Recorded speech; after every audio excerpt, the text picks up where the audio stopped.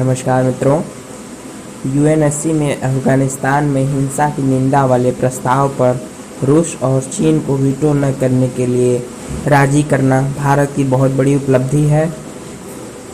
यह भारत के लिए एक बड़ी कूटनीतिक जीत थी जब उसने रूस और चीन को संयुक्त राष्ट्र सुरक्षा परिषद में अफगानिस्तान में हिंसा की निंदा और शांति बहाली की प्रतिबद्धता से संबंधित प्रस्ताव पर वीटो न करने के लिए राजी कर लिया। उस प्रस्ताव में यह भी कहा गया है कि अफगान क्षेत्र का इस्तेमाल किसी भी देश पर हमला करने या धमकी देने या आतंकवादियों को पनाह देने या प्रशिक्षित करने या आतंकवादी कृत्यों की योजना बनाने या उन्हें वित्त पोषित करने के लिए नहीं किया जाए। भारत ने लश्कर-ए-तैयबा और जैसे मोहम्मद जैसे आतंकवादी संगठनों की भी पहचान की और अफगानिस्तान में आतंकवाद का मुकाबला करने के महत्व के परिदृश्य में तालिबान की अनिवार्य प्रतिबद्धताओं पर जोर दिया। फ्रांस और ब्रिटेन जैसे विकसित देशों ने पहले ही चेतावनी दी है कि प्रस्ताव के अमल पर ही तालिबान सरकार के बारे में फैसला किया जाएगा। जहां तक रूस की बात है तो अमेरिका की अपमानजनक हार की साक्षी बनना उसके लिए खुशी का क्षण था, जबकि चीन ने महाशक्ति बनने की महत्वाकांक्षा के मद्देनजर तटस्थ रुख अपनाया। कूटनीतिक विशेषज्ञों का मानना है कि रूस और चीन कभी भी वोटिंग के दौरान अफगानिस्तान में आतंकवाद के कट्टर समर्थक के रूप में खुद को पेश करना नहीं चाहेंगे। हालांकि अमेरिका से बदला लेने के लिए वे खुद को तालिबान के चैंपियन के रूप में दिखना चाहते थे।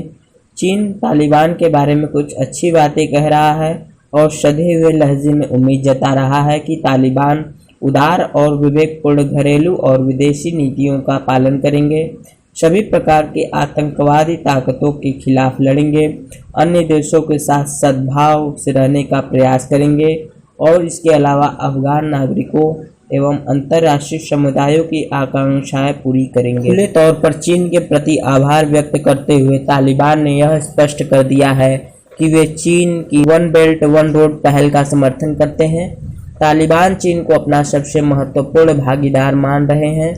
दूसरी तरफ रूस ने भारत के साथ खड़े होकर फिर से दोस्ती के पुराने भरोसेमंद संबंधों के प्रति ईमानदारी दिखाई है, जो भारत में रूसी राजदूत निकोलाई कुदाशेव की टिप्पणियों से स्पष्ट था। वह मानते हैं कि कट्टर तालिबान को अफगानिस्तान की नई सरकार के रूप में मान्यता देना जल्दबाजी होगी।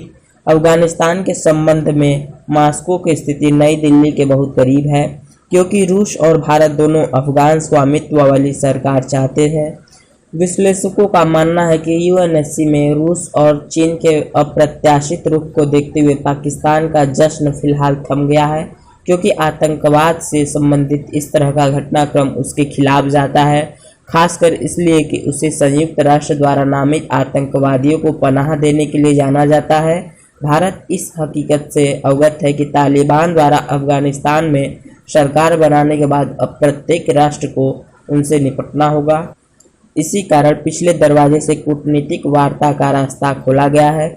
चीन ने अपनी विस्तारवाद नीति और दक्षिण एशिया में अमेरिका तथा भारत पर नियंत्रण रखने के दोहरे उद्देश्य के चलते तालिबान शासन को $3.1 करोड़ की सहायता देने की घोषणा की है। पूरी दुनिया तालिबान के 33 सदस्यीय मंत्रिमंडल के गठन के क्षुब्ध है, जिसमें एक भी महिला नहीं है और अधिकांशतः कट्टरपंथियों को शामिल किया गया है। इसमें पाकिस्तान की सक्रिय भागीदारी का सबूत है, जिसने हक्कानी नेटवर्क के सिराजुद्दीन हक्कानी को गृह मंत्री के रूप में शामिल करना सुनिश्चित किया, जो FBI का मोस्ट वांटेड है। इसने अमेरिका के साथ भारत के लिए भी चिंता पैदा कर दी है।